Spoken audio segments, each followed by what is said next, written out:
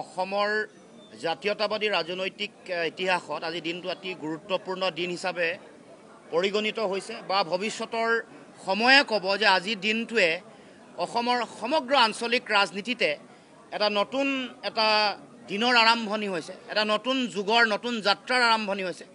আপোনালোকে সকলোৱে জানে যে অসমৰ এগৰাকী জ্যেষ্ঠ ৰাজনীতিবিদ 4 বাৰৰ সাংসদ কেন্দ্ৰীয় চৰকাৰৰ মন্ত্ৰীৰ দায়িত্ব গ্ৰহণ কৰা, ৰেল মন্ত্ৰণালয়ৰ দৰে এটা গুৰুত্বপূৰ্ণ মন্ত্ৰণালয়ত দায়িত্ব গ্ৰহণ কৰা আৰু বিজেপি দলৰ জন্মলগ্নৰ পিছৰ প্ৰতিষ্ঠাকালৰ সময়ৰ পিছৰ গোটেই সামগ্ৰিক যাত্ৰাটোত অতি গুৰুত্বপূৰ্ণ ভূমিকা পালন কৰি সভাপতিৰ দায়িত্ব অলংকৃত কৰা ৰাজেন গোহাঁই ডাঙৰীয়া আমাৰ দলত আজি যোগদান কৰিছে।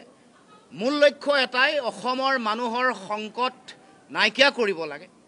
যিবোৰ ভয়াৱহতা আহিছে, যিবোৰ ধৰণৰ আক্ৰমণ চলিছে, বিশেষকৈ মাটি ভেটিত, আমাৰ সম্পদ উদ্যোগ প্ৰতিষ্ঠানত, আমাৰ ভাষা কৃষ্টি সংস্কৃতিত আৰু ৰাজনৈতিক অধিকাৰ কাঢ়ি লৈ যাব বিচৰা যি ধৰণৰ কূট কৌশল, তাৰ বিৰুদ্ধে যুঁজিবলৈ আঞ্চলিক শক্তিয়ে মূল আধাৰ হ'ব পাৰে।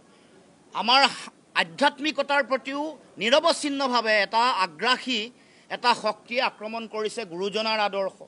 আমাৰ স্বৰ্গদেউ চাওলুং চুকাফাৰ আদৰ্শৰ প্ৰতিও প্ৰতিনিয়ত প্ৰতি মুহূৰ্তত আঘাত সানিবলৈ বিভিন্ন শক্তিয়ে কূট কৌশল ৰচনা কৰিছে। গতিকে তেনে প্ৰেক্ষাপটত আগন্তুক দিনসমূহত কেনেকৈ আমি আগবাঢ়ি যাব পাৰোঁ, কেনেকৈ জাতীয়তাবাদ বা আঞ্চলিকতাবাদৰ ভেটি শক্তিশালী আৰু সুদৃঢ় কৰিব পাৰোঁ, তাৰ কাৰণে ৰাজেন গোহাঁই ডাঙৰীয়াৰ যিটো চিন্তা, বিগত সময়ছোৱাত বিজেপিয়ে যেনেকুৱা ধৰণৰ ভয়াৱহ ৰাজনীতি কৰিছে, তাৰ বিপৰীতে অসমৰ মানুহৰ সুৰক্ষিত ভৱিষ্যতৰ কাৰণে, ভাষা কৃষ্টি সংস্কৃতি ৰক্ষাৰ কাৰণে অসম জাতীয় পৰিষদৰ এই ধাৰাটোক, এই আদৰ্শক, এই যাত্ৰাক অধিক গতিশীল কৰিবৰ কাৰণে আজি আমাৰ দলত আহি যোগদান কৰিছেহি। গতিকে আমি উষ্ম আদৰণি জনাইছোঁ।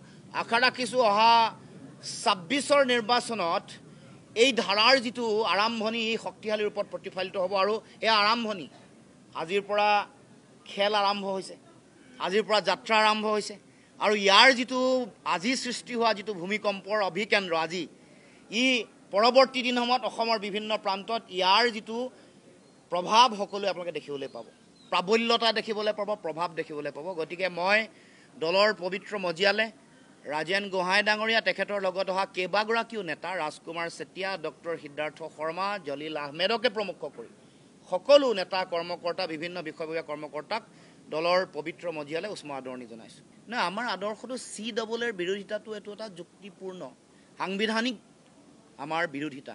আৰু জন্মলগ্নৰ সময়ত আপোনালোকে দলৰ সভাপতিৰ ভাষণ চাব, আমি ইনক্লুচিভ জাতীয়তাবাদৰ কথা কৈছোঁ, য'ত সংকীৰ্ণতা নাই, বিশালতা আছে। ভূপেন হাজৰিকাই কোৱা, আমাৰ মহাপুৰুষ শ্ৰীমন্ত শংকৰদেৱে কোৱা যিটো আদৰ্শ, সেই আদৰ্শৰ আধাৰতহে অসমীয়া জাতীয়তাবাদ গঢ় লৈ উঠিছে। সেইকাৰণে শংকৰদেৱে পাহাৰৰ এগৰাকী মানুহ, মুছলমানৰ চান খাই, নগাৰ নৰোত্তম সকলোকে লৈ এখন সমাজ গঢ়িছিল। গতিকে সেইখন সমাজতে অসমীয়া জাতীয়তাবাদৰ বৰভেটি নিৰ্মাণ হৈছে। গতিকে আমি সেই গাৰোসকলৰ গোবিন্দক লৈছিলে, গতিকে সেই আদৰ্শ আমি জীয়াই ৰাখিছোঁ। স্বৰ্গদেউ চাওলুং চুকাফা আৰু মহাপুৰুষ শ্ৰীমন্ত শংকৰদেৱক বাদ দি অসমীয়া জাতীয়তাবাদৰ বৰভেটি নিৰ্মাণ হ'ব নোৱাৰে। ভূপেন হাজৰিকাই দিয়া যি মাৰ্গদৰ্শন আৰু দিগদৰ্শনক বাদ দি অসমীয়া জাতীয়তাবাদ কেতিয়াও সম্পূৰ্ণ হ'ব নোৱাৰে। সেইকাৰণে অসমৰ মাটিত জ্যোতিপ্ৰসাদ, হেমাংগ বিশ্বাস, ছবিলাল উপাধ্যায়, সৈয়দ আব্দুল মাল্লিক, এইসকলৰ যিটো তেওঁলোকৰ যিটো দৃষ্টিভংগী, তেওঁলোকৰ আদৰ্শৰ যিটো মহানতা আৰু বিশালতা, সেইটোৱেই সমগ্ৰ অসমৰ সমাজ জীৱনক আচ্ছন্ন কৰি ৰাখিছে। গতিকে আমি কেতিয়াও আমাৰ আদৰ্শ, সেই আদৰ্শটো আমি স্থিতি আগৰ পৰাই আছোঁ। ইনক্লুচিভ জাতীয়তাবাদৰ কথা কৈছোঁ।